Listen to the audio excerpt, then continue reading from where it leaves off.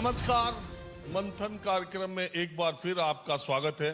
पिछले 5-8 वर्षों में जिन नेताओं ने अपनी प्रतिभा, अपनी मेहनत, अपने संघर्ष से हमेशा चर्चा में बने रहने का काम किया है, उनमें आजाद समाज पार्टी के अध्यक्ष चंद्रशेखर भी एक है। इस मंथन कार्यक्रम में इस वक्त हमारे साथ चंद्रशेखर हैं, जिससे 2024 के लोकसभा चुनाव में चर्चा की जाएगी। जिनसे चंद्रशेखर जी आपका बहुत स्वागत है। बहुत बहुत धन्यवाद। अब मेरा पहला सवाल यही है कि आप नगीना से लोकसभा चुनाव लड़ रहे हैं। जी, मैं नगीना से लोकसभा 2024 का आम चुनाव लड़ रहा हूँ। इंडिया गठबंधन से, मेहनत के गठबंधन से। मेहनत के गठबंधन से। मैं ये कह रहा हूं जी कि पिछले चुनाव में विधानसभा में अखिलेश यादव के पास आप गए और बड़ा नाराज होकर सीटों पे चले आए थे। इस बार बड़ा जल्दी जल्दी मान गए। नहीं, देखिए बात ये है, मैं पिछली बार क्यों गया, मैं इसलिए गया क्योंकि उत्तर प्रदेश में जो नौजवान, किसान, महिलाएं, तमाम जो वर्ग के लोग हैं वो परेशान थे और उनकी परेशानी को हम लोग जब नेतृत्व करते हैं तो समझते हैं। तो मैं इसलिए गया कि भारतीय जनता पार्टी को कहीं से भी कोई मौका ना मिले दोबारा से सरकार में आने का, क्योंकि वो सरकार में रहेंगे तो कमजोर वर्गों के लोगों को बड़ा नुकसान होगा। और फिर आपने देखा हाथरस जैसी घटनाएं हमने देखी, वो इतना दर्दनाक था। सभी मीडिया के साथियों ने भी दिखाया कि किस तरह से एक बच्ची को रेप, हत्या के बाद और फिर कचरे की तरह जला देना। इसलिए मैं नहीं चाहता था कि 5 साल ये अन्याय सहना पड़े, इसलिए मैं गया। मेरा कोई निजी अपना कोई व्यक्तिगत फायदा नहीं था। वो नहीं बन पाया तो फिर मैंने अपना काम करना शुरू कर दिया। मैं एक ऐसा आदमी हूँ जिसकी 2022 में जमानत जब्त हुई। जिस दिन जमानत जब्त हुई फिर मैंने उस दिन से ये तय कर लिया कि इस अपमान को सम्मान में बदलना, इसलिए मेहनत ज़्यादा करनी पड़ेगी। और अब मैं फील्ड में मेहनत कर रहा हूँ और हमारा गठबंधन मेहनत से है, क्योंकि जब एक गरीब का बेटा उठ के खड़ा होकर आता तो उसको रोकने के लिए बहुत सारी परेशानियाँ सामने होती हैं। और आजकल की राजनीति जो है, जहाँ धनबल भी बहुत मजबूत है, मीडिया और तमाम तरह के साधन संसाधन लगते हैं, वहाँ किसी गरीब के बेटे को आगे बढ़ने के लिए बहुत कठिनाइयाँ होती।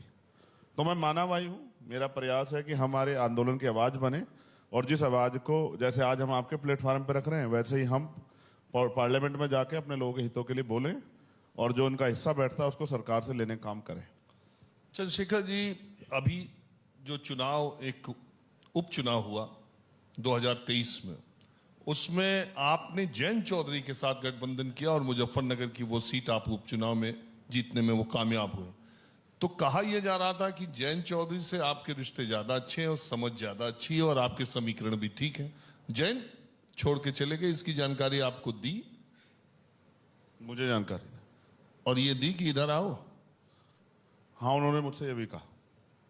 उन्होंने मुझे जानकारी भी दी और उन्होंने मुझे बताया भी। हमारे रिश्ते अच्छे हैं और क्योंकि हम एक क्षेत्र से आते हैं और चौधरी चरण सिंह जी को मैं नेता मानता हूं, क्योंकि मैंने उनका व्यक्तित्व देखा है कि वो कितने व्यक्तित्व के धनी थे और कितना साधारण। प्राइम मिनिस्टर बनने के बाद भी वो किसानों की लड़ाई लड़ने के लिए थाने चले जाते थे। ये एक बहुत बड़ी, आज तो एक कल्पना भी नहीं हो सकती आज के प्राइम मिनिस्टर। और पूर्व प्रधानमंत्री में रहते हुए उनका जब निधन हुआ तो अकाउंट में 300 रुपए थे।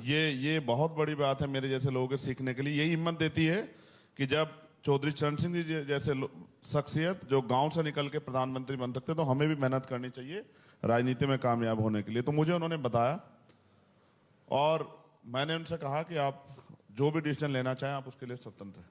उन्होंने मुझसे भी कहा कि अगर आप कहो तो मैं वार्ता करूं, तो मैंने उनको मना कर दिया कि मैं सुविधा की राजनीति नहीं करता। अगर यही राजनीति करनी हो तो 2018 में मेरे पास अवसर थे कि मैं इस काम को कर लेता। मैं MP MLA बनने के लिए नहीं लड़ रहा हूँ। जो आदमी 16 महीने जिसने जेल काटी हो, लाठियाँ खाई हो, NRC के आंदोलन में जिसके पैरों के नखून खींच लिए गए हों, जिसको लटका के लाठियों से पीटा गया हो, जिसने अपनी जिंदगी दांव पे लगाई, जिस पर 4-4 गोली चली हो, वो सुविधा की राजनीति करेगा तो फिर डॉक्टर बाबा साहब अम्बेडकर, मान्यवर काशीराम साहब, शहीद आजम भगत सिंह जो संघर्ष हमारे सामने है वो तो बेकार हो जाएगा। फिर हमने क्या सीखा उनसे? तो हमने तो उन्हीं से सीखा और उस काम को हम सड़कों पे कर रहे हैं। हम मेहनत करना जानते हैं और मेहनत मजबूती से कर रहे हैं। जैन जी को बधाई, उन्होंने जो निर्णय लिया वो बहुत सोच समझ के उनकी पार्टी के हित में लिया होगा। देखिए, जयंत जी तो चले गए। बहरहाल मैं इसलिए कि मुझे पता था कि आपके उनके रिश्ते हैं और आपको पता था कि वो NDA पाला बदल रहे हैं। आप इसको इंडिया गठबंधन के लिए, उत्तर प्रदेश में विपक्षियों के लिए एक झटका नहीं मानते कि हर तरफ जो भी समीकरण है वो भारतीय जनता पार्टी ने अपने पक्ष में मजबूत कर लिए? देखिए, मैं झटका तो जरूर मानता हूं, क्योंकि एक वोट से भी अगर कोई हार जाएगा तो सदन से बाहर रहेगा। लेकिन मैं ये भी मानता हूं कि जिस तरह से भारतीय जनता पार्टी दबाव, साधन, सहयोग और दंड की राजनीति कर रही है, ये बड़ी खतरनाक है। बहुत सारे लोग सुविधा में जाते हैं, बहुत सारे लोग डर के जाते हैं, और बहुत सारे लोग भविष्य के खतरे को देख के जाते हैं। ना मेरे पास खोने कुछ है, ना मुझे इसकी परवाह है। रावण जी, मैं जो है बाबा आजाद आजाद मैं चंद्रशेखर जी, ये मैं कहना चाह रहा हूं कि मैं बाबा साहब अंबेडकर के जन्मदिन के मौके पर, पुण्यतिथि के मौके पर, मान्यवर कांशीराम के पुण्यतिथि के मौके पर या जन्मतिथि के मौके पर मैंने हमेशा से दलितों के बीच या उस शोषित जनता जिसकी आवाज उन्होंने बुलंद की, मैं उन पर कार्यक्रम करता हूं। और जब मैं कार्यक्रम करने जाता हूं तो बड़ी संख्या में वहां लोग रहते हैं, चाहे लखनऊ से करूं, चाहे दिल्ली के बाबा साहब अम्बेडकर के घर से जो अब उसमें बदल गया 26 वो रोड। लोग, हाँ, वो लोग कहते हैं कि चंद्रशेखर वोटों का बंटवारा कर रहे हैं, 52 मिश्राम वोटों का बंटवारा कर रहे हैं, और ये लोग मायावती को कमजोर करके भारतीय जनता पार्टी को फायदा पहुंचाने का काम करते हैं। ये आरोप आप पर वो लोग लगाते हैं। अच्छा, लगा दे तो है, इसका मतलब मुझे जानने तो लगे हैं ना भाई। आप देखिए ना, 140 करोड़ की जनता में से कोई आदमी अगर अपनी पहचान बनाता है, जिसके लिए मीडिया भी कहे कि भाई विपक्ष कह रहा है, 30-30 साल पुरानी राजनीति, 40-40 साल पुरानी राजनीति वाले लोग अगर ये कह रहे हैं, तो इसका मतलब चंद्रशेखर ने अपनी हैसियत बनाई है ना। रही बात वोट काटने की, आपको याद होगा मैं राजस्थान चुनाव लड़के, आप डिटेल एक बार देख लीजिए राजीव भाई, 74 हजार वोट हमारे सिंबल पर मिले हैं आजाद समाज पार्टी को। देखिए, मैं आगे कहने वाला था जी। ये बात। तो मैं एक बार इसको वो कर दूं, कंप्लीट कर दूं। मैं आरोपों से नहीं डरता हूं। जब बाबा साहब तमाम पार्टियों के होते, बाबा साहब ने पार्टी बना के अपने लोगों की लड़ाई लड़ी, सब लोगों ने उनके ऊपर आरोप लगाए, वो उन्होंने किसी की नहीं सुनी, क्योंकि उनको अपने लोगों के हितों से प्यार था। जब काशीराम साहब ने आंदोलन चलाया, सब लोगों ने उन पर आरोप लगाए, उनको बेइज्जत किया, उन्होंने किसी को नहीं सुना। जब मेरे रास्ते बंद कर दिए गए, तो मान्यवर काशीराम साहब का एक स्लोगन है कि मुर्दा लोग मिशन नहीं चलाते और जिंदा लोग मिशन को रुकने नहीं देते। मैंने अपनी जिम्मेदारी अदा की। हमारे ऊपर महापुरुषों का कर्ज है। आज जो कुछ हमें मिला है वो बाबा साहब अम्बेडकर के संविधान से मिला, उनके संघर्ष से, उनके 4-4 बच्चों कुर्बानियों से मिला है। तो हम उस कर्ज को उतारे बिना चैन से नहीं सो सकते। इस कर्ज को उतारने के लिए हम ये आंदोलन चला रहे हैं, क्योंकि हम आंदोलन को रुकने नहीं देंगे। आंदोलन मजबूत होगा, बहुत नेता पैदा होंगे, बहुत ताकत बढ़ेगी, बहुत अधिकारों पर चर्चा होगी। आज चर्चा कहाँ होती है? आप बताओ, स्कॉलरशिप पर चर्चा होती है क्या? आप बताओ, हॉस्टल पर चर्चा होती है क्या? आरक्षण को जिस तरह खत्म करे भाजपा, इस पर चर्चा होती है क्या? बताओ, 69,000 शिक्षक भर्ती के बच्चे सड़कों पर बैठे नहीं बैठे हैं क्या? बताओ, पुलिस भर्ती में घोटाला हुआ नहीं हुआ क्या? तो जो जब नेता नहीं होता, काशीराम साहब कहते थे जिनका दल नहीं होता उनमें बल नहीं होता, और जिनके पास बल नहीं होता उनकी समस्याओं का हल नहीं होता। तो हमें अपनी समस्याओं का हल कौन करेगा हमारी? तो हमें तो खुद ही बनना पड़ेगा, जो कुछ बनना पड़ेगा। और हम नहीं लड़ेंगे तो कौन लड़ेगा हमारी लड़ाई? अगर सब इतने अच्छे होते तो आज हमारे साथ ये अन्याय होता हमारे साथ। मध्य प्रदेश में अभी 2 दिन पहले शिव मंदिर में जाने पे वाल्मीकि समाज के लोगों को पीटा गया। आज भी देश में छुआछूत, गैर बराबरी जारी है। और फिर पहले सफाई का काम हमारी जिंदगी में लिख दिया था कि हम दलित समाज के लोग सफाई काम करेंगे। बाबा साहब ने उसको बदल के हमें कलम की ताकत दी। वो कलम की ताकत छीन के उस सफाई की नौकरी को प्राइवेट कर दिया भारतीय जनता पार्टी के लोगों ने, कि संविदा ठेकेदारी, कि जिससे 7,000-8,000 रुपए हमें गंदगी में घुसना पड़े। ये जुल्म क्यों हमारे साथ? जब देश आजाद नहीं हुआ था राजीव भाई, तो हमारे साथ बहुत सारी पाबंदियां थी। आप मुझे बताओ कि देश की आजादी के साथ हमें क्या मिला है? क्या हमें नौकरी मिली? क्या हमें रोजगार मिला? क्या हमें घर मिले? क्या हमें जमीन मिली? कैसे हम लोग सर्वाइव करें इस देश में? क्या हम भूखे नंगे रहेंगे सारी उम्र? जिन लोगों ने आजादी के साथ बहुत सारे सपने थे, वो सपने कब पूरे होंगे? आज क्या सब लोग खुशहाल है? संविधान के साथ ही आपको 15% आरक्षण नौकरियों में मिला, इसके बाद शिक्षा में आरक्षण मिला। आपको ऊपर देखिए, 2 चीजें हैं, नौकरी मिलना या आर्थिक रूप से सशक्त होना, और सामाजिक रूप से सशक्त होना। ये 2 चीजें, ये मैं मानता हूं। और अभी उसमें पीछे है देश, वो सामाजिक शक्ति। किनकी वजह से पीछे? मेरी वजह से? कुर्सी पे कौन बैठा है? आप बताओ। आज भी अगर मूछे रखने पे, घोड़ी बैठने पे हत्या होती है, इसके लिए जिम्मेदार कौन है? अभी बाबा साहब की मूर्ति छूने पे एक रामपुर मिल्क में सर में गोली मारी गई। बताइए, आप महिलाओं को लाठियों पीटा का कौन जिम्मेदार है? फिर आप कह रहे हैं सामाजिक गैर बराबरी अभी जारी है या नहीं? आप इस बात को स्पष्ट करके बताओ। क्या घोड़ी पर रोकने पे आज भी एक आईपीएस को राजस्थान में परमिशन लेनी पड़ी घोड़ी पे बैठने के लिए? आप मुझे बताओ, आईपीएस बन के भी हैसियत नहीं बदली हमारी। और आर्थिक गैर बराबरी आपने कहा 15% आरक्षण मिला, तो आप मुझे बताओ 85% लोग क्या करेंगे? अगर उनपे तो प्राइवेट जॉब भी नहीं है, उनपे जमीन भी नहीं है, तो वो भूखे मरे। क्या किया आर्थिक तरक्की के लिए सरकार ने हमारी? हम जो टैक्स देते हैं हमारी आबादी के हिसाब से 85% लोग, वो टैक्स का पैसा हमारे ऊपर क्यों नहीं लगता? आप जाके देखो सरकारी स्कूलों में पशु घूम रहे हैं, हमारी जो थोड़ी बहुत खेती है उसमें पशु घूमते हैं, कोई कहने वाला नहीं उत्तर प्रदेश में। देखिए मैंने आपका शुरुआती आपका परिचय जो दिया वो कहा कि आप जमीन पर रहते हैं, आप संघर्ष करते हैं, आप तमाम जगहों पर पहुंचते हैं। अब मैं उस पर आता हूं, राजस्थान और मध्य प्रदेश में जी। मैं दोनों राज्यों में गया था और मैं मानता हूं कि आपके उम्मीदवार कई जगह बहुत मजबूत स्थिति में, 2 जगह मुझे जहां तक याद है दूसरे स्थान पर थे, 10 जगह तीसरे स्थान पर आए थे। लेकिन एक बात आपको माननी पड़ेगी कि उसी मध्य प्रदेश और राजस्थान में एक समय बीएसपी तीसरी सबसे मजबूत पार्टी थी और आपकी एंट्री के बाद बीएसपी को वहां कई सीटों पर इस तरह के आपके उम्मीदवार भारी पड़े। कई जगह ऐसा भी देखा और कई जगह बीएसपी के भी जीते। मैं सच कहूंगा तो झगड़ा करवा दोगे आप मेरा। नहीं, आप बोलिए सच। आप बताओ 2014 में 2007 में उत्तर प्रदेश में पूर्ण बहुमत की सरकार बनी थी, 2014 में 0 क्यों आई? चंद्रशेखर तो नहीं था ना तब। 2017 में 18 सीटें क्यों आई? चंद्रशेखर नहीं था ना। 2019 में 10 सीटें क्यों आई अलायंस करके भी? चंद्रशेखर नहीं था ना। मैं आपको फिर कह रहा हूं, जो काम करेगा समाज में रहेगा, समाज उसका ही साथ देगा। हमारे नए सिंबल पे जो कि 10 दिन पहले अलॉट होता है, 74,000 वोट मिलना आप छोटी बात मत समझिए। जहां धनबल की राजनीति हो, पैसे वाले लोग हैं, तमाम पार्टियां, वहां हम अगर 10 सीटों पे तीसरे नंबर पे हैं तो ये हमने मेहनत करके कमाया, हमने संघर्ष किया, लाठियां खाई, जेलें काटी। अगर हम 2 सीटों पे दूसरे नंबर पे हैं और बसपा का प्रत्याशी अगर हमारे वोट नहीं काटता, अब आप ये कहने लगे कि बसपा का प्रत्याशी आंकड़ों पे आपका देख लो वोट काट रहा है। आप आंकड़ों पे देख लो, मैं झूठ कह रहा हूं क्या? नहीं, मैं जानता 2 हूं, सीटें तभी आपको मैंने बता देता हूं। जहां से रोहतास जी लड़े, बानसूर आप चेक करा लो, बसपा के प्रत्याशी 11,000 वोट मिले, हमारा प्रत्याशी 7,000 से हार गया। वो किसका वोट था जो बसपा को मिला? लेकिन एक बात तो है, आपकी ये सक्रियता, आपका अलग बनना, ये लोकतंत्र में सबको ये आजादी है। और बावन मिश्राम उनका संगठन बामसेफ जिसके वो राष्ट्रीय अध्यक्ष हैं, तो मैं जाता रहता हूं, जो दोनों लोगों की सक्रियता से नुकसान किसका है? नुकसान तो अकेले बहन जी का, बीएसपी का। अच्छा ये बताओ कि हम लोग गुलाम हैं? मैं पढ़ा लिखा वकील हूं, मुझे नहीं पता समाज का आज किस चीज में है।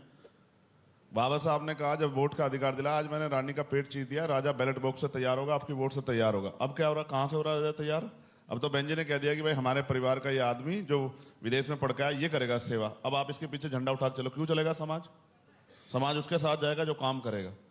मैंने तो अभी सुरक्षा उनको मिली, मैंने बधाई दी उनको। मैं किसी का नुकसान थोड़े चाहता हूँ, मैं अपने ऊपर गोली खा सकता हूँ, लेकिन मैं समाज के किसी व्यक्ति का नुकसान नहीं चाहता, इसलिए मैंने कहा कि उनको बधाई। जो आपके बारे में मैं आपसे ये कह रहा हूं, आप मेरा उनसे अलायंस, आप मेरा अलायंस करा दो राजीव भाई उनसे, मुझे कम सीटें दिलवा के मुझे अलायंस करा दो उनसे, मैं तो नहीं चाहता टूटो, आप करा दो। अच्छा, बहन जी ने अभी देश में सारी पार्टियां परेशान है अलायंस करने के, वो अकेले ही मुझे लगता है देश में सबसे पहले ऐलान उन्होंने कर दिया था हम अकेले लड़ेंगे। जब बीच में चर्चा लगी कि नहीं कुछ इधर उधर हो सकता है, 3 दिन पहले फिर उन्होंने कहा कि हमारा फैसला अटल है।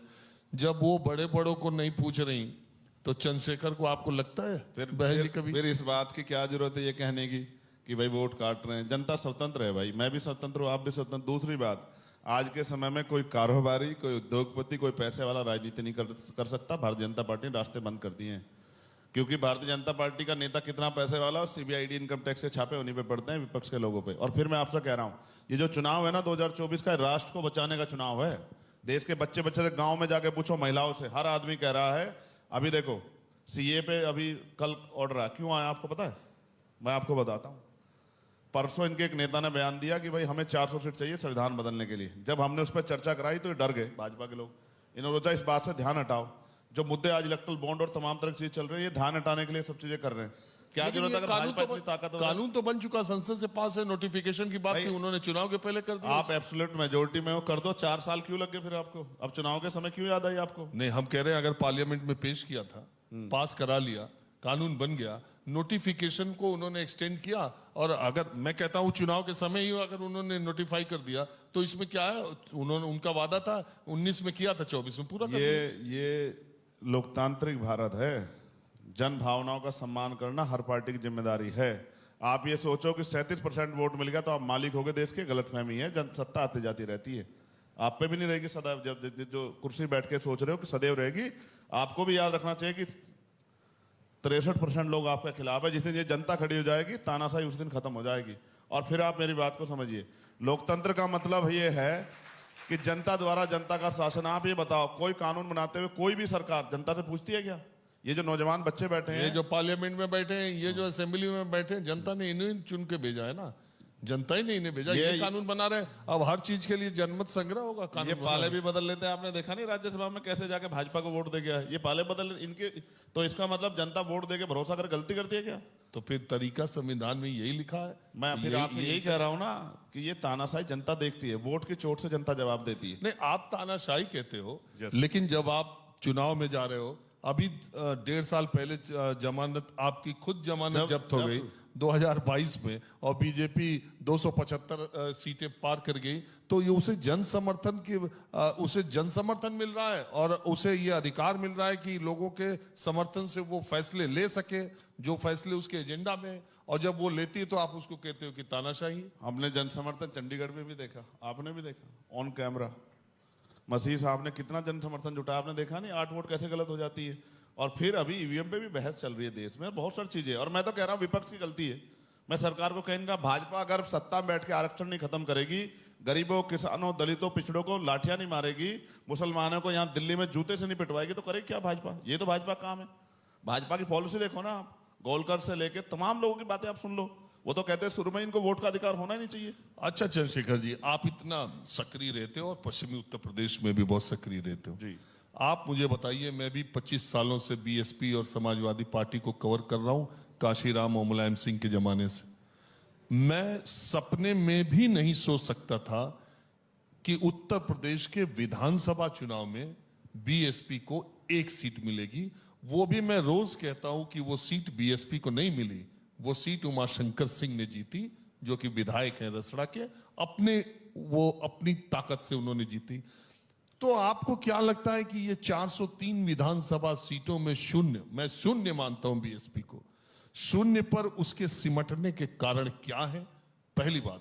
और दूसरी बात, यही बात 2014 में जब हुई लोकसभा चुनाव में, तब भी बीएसपी को 0 सीटें मिली। आप इसको किस तरीके से देखते हैं? भाई कारण क्या है? आप मुझे जो है ना, मुझसे उस चीज का जवाब मांग रहे हैं जिस लड़ाई में मैं हुई नहीं। देखो, जब तक मैंने बीएसपी का काम किया 2017 तक, तब तक मैं बीएसपी के लिए कह सकता था। मैं आपको एक घटना सुनाता हूं। मैंने 2007 से 12 की सरकार में जब बीएसपी नेताओं की किसी मुद्दों पे कहा, तो उन्होंने कहा हल्ला मत मचाओ, सरकार बदनाम हो जाएगी। और जब 2012 के बाद सरकार चली गई, तब मैंने उनसे कहा, तो उन्होंने कहा अब हमारी सरकार नहीं है। आप ये समझो, लोकतंत्र में कोई राजा नहीं होता है, जनता चुन के भेजती है आपको काम करने के लिए। जैसे आज अधिकारी कर्मचारी अपने आप को मालिक समझ रहे हैं, ऐसे नेता भी मालिक समझते हैं। जनता ने वोट दी वो ताकतवर है। जब तक हम जनता को मालिक मानेंगे, तब तक हमारे अंदर अहंकार नहीं आएगा। जब अहंकार आता है तो बड़े अच्छे अच्छों के दिमाग ठीक हो जाते हैं। और फिर रही बात है, एक जाति से, एक समुदाय से आप नहीं जीत सकते चुनाव। पहले मान्यवर काशीराम साहब की जो रणनीति थी, जो उनकी पॉलिसी थी, आज भारतीय जनता पार्टी उस पर काम कर रही है। दलित पिछड़े वर्ग के लोगों को हिस्सेदारी दे रही है, उनके मुखौटे बना बना के उनको कुर्सियों में बिठा रही है। अभी देखिए हरियाणा में नायब सिंह क्यों बदल दिया आपने? आप तो कहते थे बहुत अच्छे चीफ मिनिस्टर थे, क्यों बदले आपने? क्योंकि उनको चुनाव में वोटों को साधना है। भारत में जाति है जो कभी जाने वाली नहीं है। अभी हम जाति विहीन समाज की बात करते हैं, कोई नहीं कर सकता। किसी पार्टी के एजेंडे में नहीं है कि जाति विहीन समाज बने। एक प्रक्रिया से आदमी पैदा होता है, तो फिर वो छोटा बड़ा कैसे हो सकता है? एक बड़े संत हुए सतगुरु रविदास जी महाराज, उन्होंने कहा, रविदास जन्म के कारण होत ना कोई नीच, नर को नीच कर डारी ओछे कर्म की प्रीत। जो ओछा कर्म करेगा वो नीच हो सकता है, जन्म के कारण नहीं हो सकता। लेकिन भारत में क्या है कि भारत में जन्म के आधार पर आप नीच हो जाते हैं, आपको मंदिर जाने की, घोड़े चढ़ने की आजादी खत्म हो जाती है। ये जुल्म कब तक सहेंगे बताओ? तो इसलिए मैं आपसे कह रहा हूं, उन्होंने जो कार्य किए, जनता का विश्वास खत्म हो गया। जनता उनको देखती है, भाई ये काम तो करते नहीं, चुनाव में वोट मांगने आते हैं। हमारे यहाँ कहते हैं 3 तरह के नेता होते हैं, एक नकली, एक फसली, एक असली। नकली वो जो जबरदस्ती जनता पे थोपा जाता है, फसली वो जो चुनाव के समय आता है, फसल काट के और चला जाता है, जैसी राजनीति अब बहुजन समाज पार्टी कर रही है। और असली वो जो 24 घंटे 7 दिन जनता के बीच में रहता है। हमें डर से नहीं, हमें डट के वोट करके अपनी हिस्सेदारी सुनिश्चित करनी चाहिए। बाबा साहब ने कहा, political power is the master की। राजनीतिक सत्ता है वो चाबी जो आपकी सारी समस्या का हल कर देगी। इसलिए हम सत्ता की तरफ जा रहे हैं, इसलिए हमने पार्टी बनाई कि हमारे लोगों की समस्या बहुत है, हल नहीं हो रहा है। और उन्होंने ये भी कहा, राजनीति में हिस्सेदारी नहीं करोगे, सबसे बड़ा नुकसान ये होगा कि अयोग्य लोग आपके ऊपर शासन करेंगे। जिनको घर चलाना नहीं आता वो देश चला रहे हैं। हम अपने आप जानते हैं देश कैसे चलेगा, और हम इसको काम को कर रहे हैं। जन समर्थन हासिल करेंगे, भाईचारा बना के लोगों को तैयार करेंगे, और ये दिन बदलेंगे। आप याद रखना, वक्त बदलते देर नहीं लगती। देखिए चंद्रशेखर जी, आप भी ये अच्छी तरह से जानते हो कि इस देश में और उत्तर प्रदेश में बीएसपी का जो आधार है, बीएसपी के पास जो काडर है, वो काडर खड़ा करने में अभी आपको बहुत मेहनत करनी पड़ेगी। खड़ा हो पाएगा कि नहीं, ये भी अभी बड़ा सवाल है। दूसरी बात, आप युवा के तौर पर बीएसपी ने अपना एक युवा उत्तराधिकारी बहन जी ने बनाई दिया है, तो आपके पास वो काडर, क्योंकि अगर आप बीएसपी का, आप जानते ही हैं, सब मुझे बताने की जरूरत नहीं है, आप बीएसपी का उत्थान देखें तो उनके संघर्ष के बाद लगातार वो चुनाव भी जीतते रहे, एक आध शुरुआती हारने के बाद, और इसके बाद वो सत्ता में भी आए। कोई भी राजनीतिक दल या नेता बहुत दिनों तक विपक्ष में रहकर कितनी दिन की राजनीति कर सकता है आज के मौजूदा हालात में? ज्यादा लंबे समय नहीं करता। यही तो आप बता रहे हैं कि वो सत्ता में भी आए, उनका कैडर भी है, और सत्ता चले भी है। कितने साल हो गए? 2012 से 12 साल हो गए।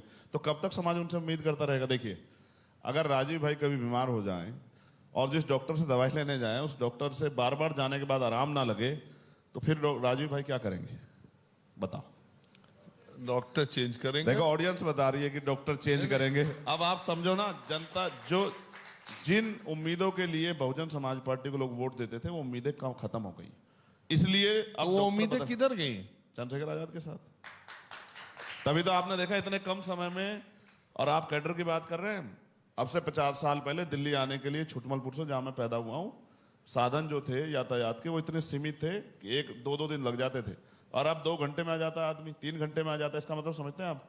उस समय हमारे पास, हम इतने पढ़े लिखे नहीं थे, इतने साधन संसाधन आप नहीं तो थे। मध्य प्रदेश और राजस्थान में हेलीकॉप्टर से घूम रहे थे। तकलीफ हुई कि? बहुत लोग कह रहे थे कि चंद्रशेखर को कहां से पैसा आ रहा है। मुझे नहीं, मैं तो, आप हेलीकॉप्टर आप के तो जेट भाई से, हैं, मगर मैं पूछ रहा हूं, किसी ने कहा आपसे कि तकलीफ है क्या? लेकिन देखो आपको पता चला होगा। मैं समझाता हूं इस बात को। देखो, पहली बात, जैसे आपने कहा बसपा एक सीट पे आई, उस बात को समझा देता हूं। मैं सारी सीटों पे नहीं लड़ा कि मेरी वजह से वोट कट गया और मुझे समाज ने वोट मिल गया। मेरे तो मुंह पे समाज ने कहा, इस बार हम बहन जी को आखिरी बार देख रहे हैं, इस बार उनका साथ देंगे, अगली बार आपका देंगे। 24 में, 22 के चुनाव में। ठीक है, अब आगे इसको हेलीकॉप्टर वाली बात पे आता हूं। जब मेरे ऊपर गोली चली, किसी नेता को तकलीफ नहीं हुई, उन लोगों के अलावा जिन लोगों ने मुझे सींच के यहां तक बढ़ा के, एक पैसा जोड़ के। अब प्रधानमंत्री, देखिए इलेक्शन है, अब चुनाव अनाउंस होने वाला है, 45 दिन में या 47 दिन में चुनाव होगा।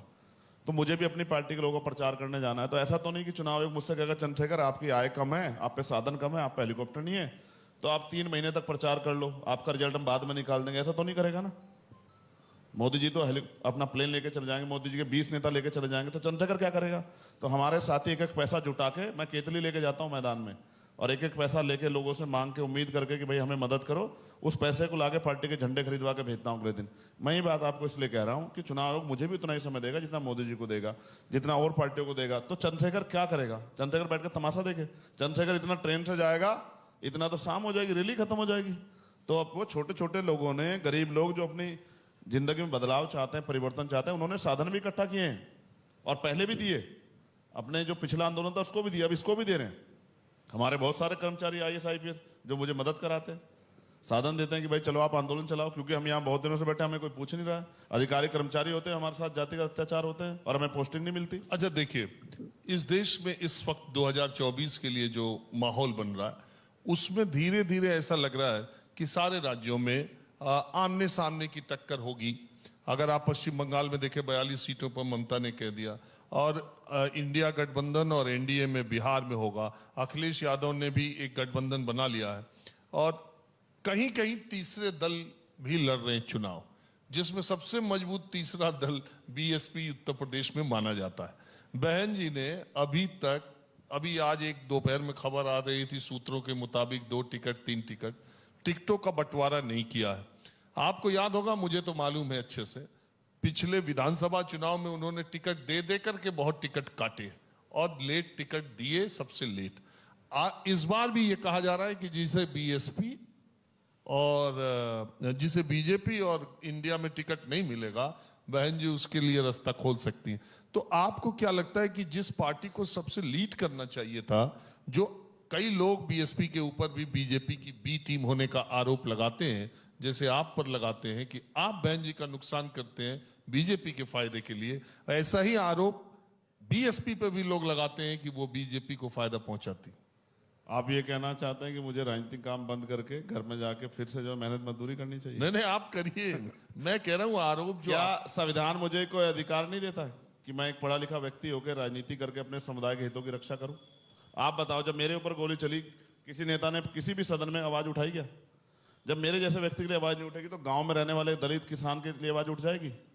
ये उत्तर प्रदेश है, आपने देखा 4 दिन पहले 2 बच्चियां लटकी हुई थी और उनके पिता पे दबाव बना। कानपुर में उसके पिता ने भी सुसाइड कर लिया। इससे बुरा क्या होगा उत्तर प्रदेश में? और हम कहते हैं देवियों की तरफ पूछते हैं। कौन सी देवियों की तरफ पूछते हैं जहां बहन बेटियां सेफ नहीं है? पुलिस ने लाठियां चलाई रामपुर मिलक में, हापुड़ में लाठियां चलाई। कौन दे रहा है उनको छूट? आप हमारे उस सवाल का जवाब देंगे कि जो बीजेपी की बी टीम बीएसपी का आरोप लगता है, आपको ऐसा लगता है? देखो, मैं किसी को नहीं कहता कोई आरोप के लगा। जब कोई काम करेगा तो आरोप तो लगेगा। देखो, ये तो नेचुरल है। ऐसा क्या किया कि आरोप लगेगा? देखो, ऐसा है, जिन लोगों को काम पसंद नहीं आता वो आरोप लगाते हैं। सभी दलों को अपनी अपनी छूट है कि वो अपने प्रत्याशी को लड़ाएं, सभी को। और रही बात उनकी, उनको जो करना है, मैं तो उनके लिए दीर्घायु होने की कामना करता हूं। वो स्वस्थ रहें, उनके लिए बहुत सारी मंगल कामनाएं, वो हमारी बड़ी हैं। मैं तो चाहता हूं कि मुझे कामयाब होते देखें, उनका आशीर्वाद मुझे ऐसे मिलता रहे। आप मेरा झगड़ा मत कराओ भाई। नहीं, बात नहीं। अब मैं ये जानना चाहता हूं, आप उनके साथ काम करते रहे तो, और वहां से जो आपकी राजनीतिक ट्रेनिंग मिली, तो फिर ऐसा क्या हुआ कि आपको लगा कि जो पार्टी बहुजन का सबसे बड़ा मूवमेंट चला के वहां तक पहुंची थी, फिर आपने छोड़ने का फैसला कर दिया? नहीं, उन्होंने मुझे निकाला। जब मैं जेल गया 2017 में, उन्होंने मेरे ऊपर आरोप लगा के मुझे निकाला कि इससे हमारा कोई मतलब नहीं है। और देखो, एक नौजवान होने के नाते मेरी ये जिम्मेदारी है। मैंने बहुत प्रयास किया कि हम मिलकर काम कर लें, लेकिन मैं ये भी नहीं दिखाना चाहता कि नौजवानों में हिम्मत नहीं होती। मैं शहीद आजम भगत सिंह को मानने वाला हूँ, शहीद उधम सिंह को मानने वाला व्यक्ति हूँ। मैं ये भी नहीं महसूस कराना चाहता कि नौजवानों में हिम्मत नहीं होती। अगर हमें हिम्मत होगी तो हम करके दिखाएंगे। तो जब आपने गेट बंद कर लिया तो फिर मैं कैसे घुस सकता हूँ? मैंने बहुत प्रयास किया हम जुड़ के काम कर लें, जितना कर सकता। रितेश पांडे की तरह बोल रहे हैं। अम्बेडकर नगर के सांसद इस्तीफा दे के बीजेपी में जाना था, कह रहे थे बहन जी हमको बुलाई नहीं रही, कभी संपर्क में ही नहीं है, और दिया इस्तीफा। 2 घंटे बाद बीजेपी में चले गए ऑन कैमरा। उनको अम्बेडकर नगर से टिकट दे दिया बीजेपी ने तुरंत। देखो, एक बात तो आप मानोगे कि बीएसपी ने तमाम लोगों को मौके दिए नेता बनने का, एमपी बनने का, एमएलए बनने का, लेकिन जब वो नेता बन गए तो उन्होंने बीएसपी को छोड़ दिया। एमपी एमएलए नेता नहीं होते राजीव भाई। मैं कहाँ एमपी एमएलए हूँ? मैं तो आपके यहाँ बैठा हूँ। ये मेन स्ट्रीम मीडिया है, पूरे भारत के लोग इसको देख रहे हैं। एमपी एमएलए नेता नहीं होता। नेता बहुत नेता होता है जो समाज जिसके साथ इसकी स्वीकारता होती है, जिसके साथ समाज खड़ा होता है। मैं तो एमपी एमएलए होने के ना होने के बावजूद भी हर लड़ाई को लड़ता हूँ। मैं आपसे ये कह रहा हूँ, मुझे उनसे कोई शिकायत नहीं। अच्छा, वही कब तक सेवा करती रहेंगी? अब कुछ सेवा बेटे को भी कर लेने दो ना। तो जितनी सेवा उन्होंने करनी थी कर ली। देखो, हमारे समाज ने, जो बहुजन समाज, एक पेड़ लगाया। छोटा पेड़ था, काशीराम जी के नेतृत्व में बड़ा किया। बड़ा हो गया तो उसने छांव दी, फल दिया, सुरक्षा की समाज की। अब वो पेड़, हर चीज की एक उम्र होती है। अब वो पेड़ सूख गया है। अब ना वो समाज को फल दे रहा, ना छांव दे रहा, ना सुरक्षा कर रहा, तो समाज क्या करेगा बताओ? मैं कह रहा हूं कि आपको आजाद समाज पार्टी का लोकसभा का टिकट नगीना से ज्यादा सेफ लगता है या बीएसपी का? जनता तय करेगी। पिछली बार वहां एमपी कौन है, कौन सी पार्टी का आपको पता? आप माहौल चेक करने आना। बहुजन समाज के हैं, वो बहुजन समाज पार्टी के हैं। देखिए, नगीना ऐसी सीट है जो 2009 में समाजवादी पार्टी ने जीती, 14 में बीजेपी ने जीती, 19 में बीएसपी ने जीती, ठीक है, और गठबंधन के साथ जीती। और गठबंधन में जब हुआ तो बहन जी ने बहुत ही, इसमें तो मानना पड़ेगा कि उसमें वो अखिलेश यादव से 4 कदम आगे बढ़ के जितनी अच्छी सीटें थी वो बहन जी ने ली।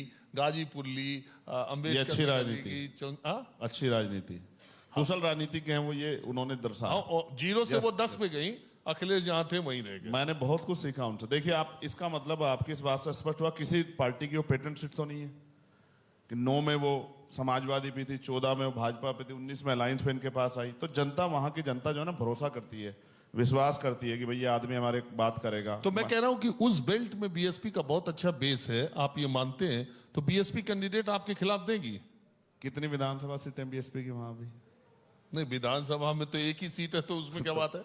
तो फिर आप फिर समझो, था अब नहीं, अब जनता वहां नया विकल्प चाहती है चंद्रशेखर आजाद के रूप में। हमने मेहनत की है और बहुत मेहनत की है। आप मेरी बात को याद रखना, आप देखना जाके माहौल क्या में आपका दिल खुश हो जाएगा। आपको एहसास होगा कि गरीब भी आगे बढ़ सकता है। बाबा साहब ने जो संविधान में वोट की ताकत चंद्रशेखर दी थी, जी, अभी मुझे पता चला है कि भारतीय जनता पार्टी की लोकसभा टिकटों के बंटवारे की जो बैठक हुई थी सीईसी, जी उसमें उत्तर प्रदेश के मुख्यमंत्री योगी आदित्यनाथ ने कहा कि श्री राम लल्ला का आशीर्वाद रहेगा तो 80 में 80 जीतेंगे। आप ये बताइए कि जो उत्तर प्रदेश की हवा अभी चल रही है उसमें आप समेत इंडिया गठबंधन कहाँ खड़ा है? और श्री राम लल्ला की प्राण प्रतिष्ठा और उससे के बाद से उपजी भावनाओं का की काट क्या है आपके? भाजपा ने खरीद लिया श्री राम जी को, हैं? खरीद लिया या डरा दिया सीबीआई ईडी इनकम टैक्स द्वारा। फिर मैं कह रहा हूं ये आस्था का विषय है और हर व्यक्ति की अपनी अपनी आस्था है। वो नास्तिक लोग भी हैं, ये भारत का संविधान इजाजत देता है सबको। मैं आपसे फिर कह रहा हूं, लोगों हर गांव में मंदिर है, लोग जाते हैं मंदिर में, पूजा अर्चना करते हैं, सारे काम करते हैं, लेकिन वो उनको रोटी भी तो चाहिए, रोजगार भी तो चाहिए। महंगाई में जो कमर तोड़ रहे हो, 350 का सिलेंडर 1150 का, इसका जवाब भी तो देना पड़ेगा। 120-30 रुपए का आने वाला बिजली का बिल 600 रुपए का, इसका जवाब भी तो देना पड़ेगा। और 20 रुपए की दवाई 100 रुपए की, इसका जवाब भी तो देना पड़ेगा। पेंशन दिखाते हो 500 रुपए महिलाओं को, वृद्धा, विकलांग और विधवा पेंशन 500 रुपए में क्या आता है? जूता नहीं आता एक सही तरह का। कैसे मजाक करते हो गरीबों से, टैक्स लेते हो पूरा और 200 रुपए का राशन देके उनकी वोट को खरीदने के बारे में सोचते हो। अब आप ये बताओ, श्री राम लल्ला की प्राण प्रतिष्ठा के बाद जी तुलसीदास के नाम पर एयरपोर्ट नहीं बनाया बीजेपी ने, वाल्मीकि एयरपोर्ट बनाया। कहाँ? और अयोध्या में किस नाम से? महर्षि वाल्मीकि। हाँ, अब वाल्मीकि समाज की जिंदगी में और कोई सुनिए, जब इस बार जो मेरे पास वो आदेश की कॉपी भी आप कहेंगे तो दिखा दूंगा, इस बार योगी सरकार ने जो 14 दिन का कार्यक्रम रखा था पूजा पाठ का, उसमें वाल्मीकि मंदिरों में भी ढोल कीर्तन इस तरह की बात की थी। और ये शौचालय देके, ये अनाज देके, ये घर देके, जमीन पर योजनाओं को क्रियान्वित करके लाभार्थियों का एक बड़ा बेस, जिस समाज की आप राजनीति करते हैं उसमें बीजेपी ने बना लिया। इससे इनकार करते हैं आप जानना चाहते हैं? पहले वाल्मीकि समाज पे सुन लीजिए। सफाई का काम करने गटर में उतरते हैं, आज भी मैला हाथ से उठाते हैं। तो क्या ये एयरपोर्ट का नाम बनने से क्या उनकी जिंदगी बदल गई? आज भी उनके बच्चे सीवर में उतरते हैं, आज भी उनको 7,000, 9,000, 11,000 रुपए काम करना पड़ता है। कभी उनकी जिंदगी के बारे में सोचा प्राइम मिनिस्टर ने? कभी ये सोचा कि उनकी सरकारी नौकरियां जो संविधान ने दी थी कि समान काम समान वेतन, और कोई भी काम जो दैनिक होगा वो ठेकेदारी पे नहीं होगा, उसको बदल दिया? कभी उनके बारे में भी सोचा? चुनाव के समय आके हमारे घर खाना खाते हो, चुनाव के समय आके हमारे पैर दबाते हो, चुनाव के समय हमारे बीच में बैठते हो, बेवकूफ मानते हो। पढ़ लिख लिए अब दलित समाज के लोग, अब बेवकूफ नहीं रहे। ऐसा इलाज किया। अच्छा, वो हाथरस की बेटी भी तो उनसे थी, जिस अपराधियों को बचाने के लिए भाजपा ने पूरे जोड़ लगा दिए। और हमारे वो थे, वो उस समय के जो पुलिस के अधिकारी जिन्होंने कहा रेप ही नहीं हुआ, अपने मन से जो सब कुछ वो कर दिया। सब देखा जनता ने, कोई जनता बेवकूफ नहीं। अब आप बात करो राशन की और शौचालय की।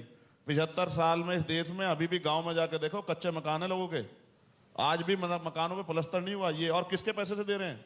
मोदी जी घर से ला रहे हैं क्या, या अडानी साहब की जेब से आ रहा है? किसकी जेब से आ रहा है? सारा पैसा जनता के टैक्स का है। हमारे टैक्स का पैसा हमारे ऊपर लगाना कौन सा एहसान करना है? हम जितना टैक्स देते हैं, अगर वो उतना उस टैक्स का पैसा हमारे ऊपर लगा दे तो शायद जिंदगी बदल जाए। आप बताओ, प्रमोशन इन रिजर्वेशन क्यों नहीं दे रही बीजेपी सरकार, जब सुप्रीम कोर्ट ने कहा देना है? क्यों नहीं देना चाहती? क्यों सर आरक्षण, आप आरक्षण नहीं खत्म कर रखी भाजपा में? आपको बता रहा हूं, 2 अप्रैल 2018 देखा है भाजपा ने कि दलित समाज सड़कों पे आके आदिवासी समाज अपने हकों के लिए लड़ेगा। इसलिए लेटरल एंट्री की, इसलिए संविदा पे भर्ती की, और इसलिए राजीव भाई, इसलिए एक सेकंड ये कंप्लीट करना है। इसलिए सारा सरकार सिस्टम बेच के कोड़ियों के भाव अपने मित्रों को दे दिया कि कोई गरीब का बेटा आरक्षण की वजह से नौकरी नहीं लग पाए। दलित पिछड़े वर्ग के लोग सब देख रहे हैं, आदिवासी सब देख रहे हैं, हर चीज का हिसाब होगा। चलिए ठीक है, जनता जो फैसला करेगी। 2024 का इलेक्शन अनाउंस होने वाला है, आप भी जा रहे हैं चुनाव में, हमारी तरफ से शुभकामनाएं आपको। और अब इलेक्शन के बाद ही पता चलेगा कि जनता ने किसका साथ दिया। मुझे एक चीज आपके यहाँ जरूर रखनी है। मैं जो सड़क पे देखता हूँ, मैं नौजवान साथियों से और हर व्यक्ति से अपील करता हूँ, जब वो सड़क पे निकले तो हेलमेट जरूर लगाए। बहुत लोगों की जान एक्सीडेंट में जा रही है, सीट बेल्ट जरूर लगाए। ये बहुत ही जरूरी बात, सच कह रहा हूँ, बहुत लोगों की जान जा रही है। हम डर की वजह से लगाते हैं, पुलिस चालान ना काटती, हमारी सुरक्षा है। हेलमेट पहनाओ तो कई माँ जो है ना उनकी कोख सुनी नहीं होगी, कई बिल्कुल, बच्चे मैं यतीम आपकी नहीं इस होंगे। बात से आंकड़ा भी देता हूं। देश में हर 5 मिनट पर एक व्यक्ति की सड़क दुर्घटना में मौत होती है और उसमें 80% लोग या तो कार में बेल्ट नहीं लगाए होते या बाइक पर, 2 व्हीलर्स पर हेलमेट नहीं लगाए होते। तो चंद्रशेखर जी की बात में मैं अपने को शामिल करते हुए कहता हूं, ये सुरक्षा का मामला है, आपकी जिंदगी का मामला है। इसको असुविधा के तौर पे न देखें। बहरहाल इस कार्यक्रम में, इस सेशन में इतना ही। नमस्कार।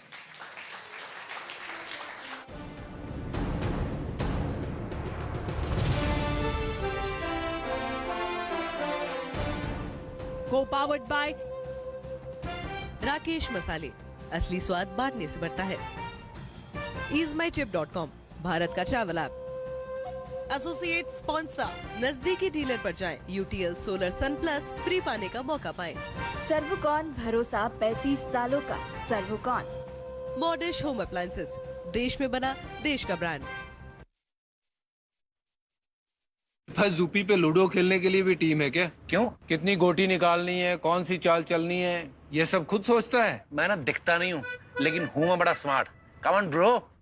लाल वाली खाते, लाल वाली। दिमाग से खेलो इंडिया का अपना गेम। आज ही zupi.com से ऐप डाउनलोड करो, खेलो और जीतो लाखों तक कैश। इस खेल में आदत लगना या आर्थिक जोखिम संभव है। जिम्मेदारी से खेलें।